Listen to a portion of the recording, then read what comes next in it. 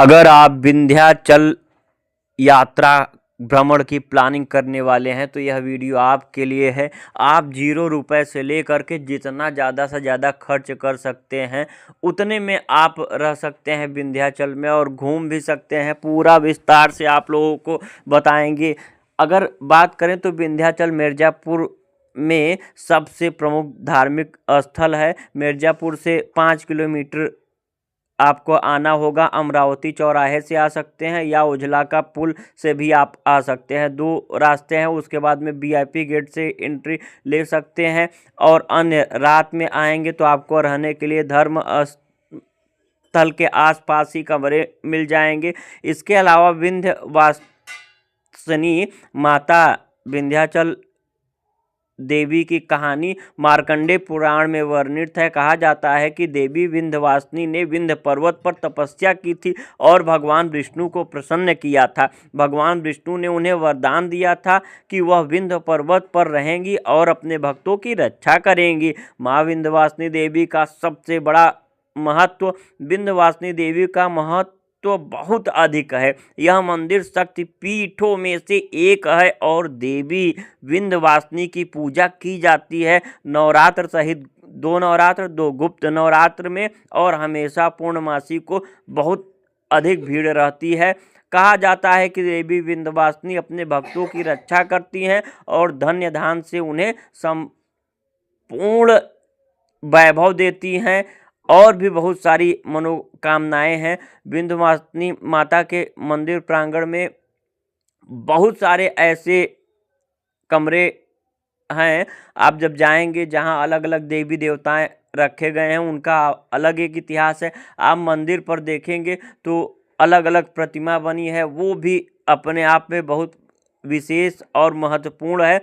विंध्याचल देवी विंध्याचल देवी का समय 5:30 से 12 बजे तक और 4 बजे से 8 बजे तक आप दर्शन कर सकते हैं। अलग अलग आरती होती है, उसमें भी आप सम्मिलित हो सकते हैं। साथ ही साथ में अगर आप विंध्याचल जा रहे हैं तो आप अगर विंध्य पर्वत श्रेणी नहीं घूमे और वहाँ का पूरा जो बना हुआ है रोपवे उसका आनंद नहीं लिए तो आपका अधूरा सफर रहेगा। और इसके अलावा अष्टभुजा माता, जब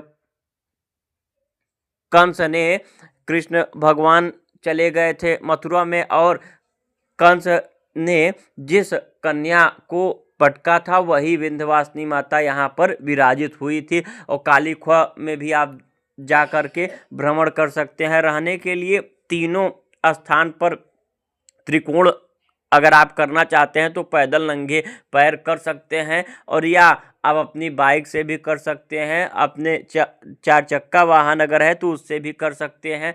और पुल जो है वह जोड़ने का कार्य करता है। और उसके अलावा अगर आप रुकना चाहते हैं तो होटल में कई होटल हैं, जैसे ज्ञान भवन हो गया, इसके अलावा होटल चहल पहल हो गया, धर्मशाला भी है, कई धर्मशालाएं हैं और जहाँ पर भोजन भी आपको आसानी से व्यवस्था हो जाएगी। गेस्ट हाउस भी है, कई गेस्ट हाउस जैसे बिनानी गेस्ट हाउस हो गया, बिरला गेस्ट हाउस, वहाँ पर भी आप रुक सकते हैं। रिसोर्ट भी है, विंध्याचल में कई रिसोर्ट हैं और कमरे, यहाँ पर भी भोजन की सुविधा आपको उपलब्ध हो सकती है। अगर आप चाह रहे हैं कि आप कमरा सबसे सस्ते मिले तो 500 रुपये में भी कमरा मिल सकता है और ज़्यादा आप जितना बढ़ा सकते हैं। और 100 रुपये से खाना स्टार्ट होता है और जहाँ तक आप खा सकते हैं जितनी अच्छी से अच्छी चीज़ वो तो आपके ऊपर है।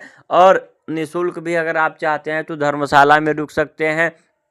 और भी कई मंदिर है विंध्याचल में जहाँ पर मंदिर में ही व्यवस्था रहती है, वहाँ के साधु संत के पास आप जाएंगे तो आपको आसानी से, अगर आप उनके अनुसार, क्योंकि विंध्यवासिनी माता, जब आप काली ख्वा में जाएंगे मंदिर से दूर काली ख्वा अष्टभुजा की ओर, तो वहाँ पर अनेक योगी हैं जो कई वर्षों से तपस्या कर रहे हैं। और कंदराओं में तो बहुत सारे योगी ऐसे हैं जो कि खजाने की भी रक्षा कर रहे हैं, यहाँ खजाना की रक्षा कर रहे हैं और करोड़ों वर्षों से वो लोग इन्हीं कंदराओं में पूजा अर्चना भी करते हैं। और सबसे महत्वपूर्ण बात, यहाँ आप बहुत सारे लोग केवल आते हैं, दर्शन करके चले जाते हैं, मगर उन्हें कुछ भी नहीं पता चलता है। क्योंकि अगर आपको विंध्याचल आना है तो विंध्याचल स्टेशन से भी आ सकते हैं, और आप निजी वाहन से भी आ सकते हैं। और यहाँ पर आए तो माँ विंध्यवासिनी मंदिर के अलावा काली खोह, अष्टभुजा, राम घाट, सीता कुंड और भी बहुत सारे स्थान हैं, और साथ ही साथ विंध्याचल का पूरा विंध्य पर्वत श्रेणी आप घूम सकते हैं। माँ विंध्यवासिनी के अलावा काली खोह, अष्टभुजा और राम घाट, सीता कुंड ये ऐसे स्थान है।